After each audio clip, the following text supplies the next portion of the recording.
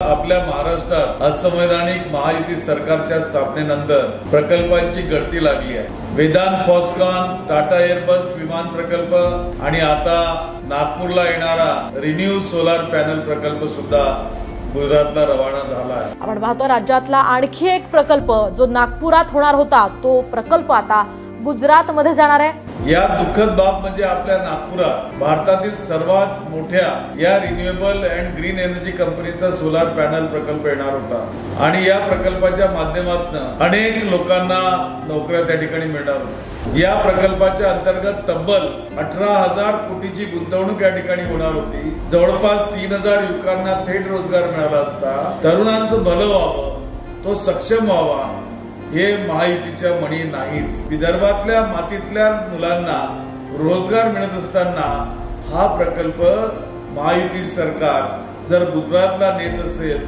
तर याला आम्ही काय म्हणावं। कुठंतरी ही सरकार आमच्या तोंडाला पानं पुसताय, विदर्भातल्या जनतेची फसवणूक करताय।